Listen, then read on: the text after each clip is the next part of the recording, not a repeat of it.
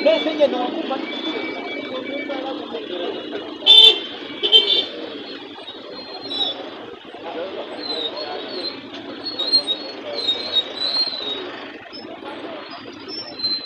fata umwana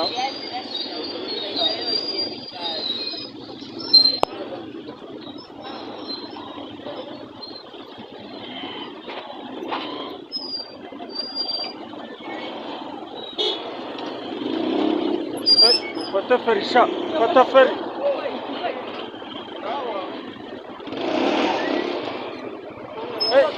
أعوذ بالله يبغى فeri ariko umusore nta feri ahubwo se wowe niba moto ufite feri kwe bunini bwa produit cyangwa yewe ubundi hano habaye nta mbutiyaje zisanzwe nasa n'ubiruzi ni nta mbuti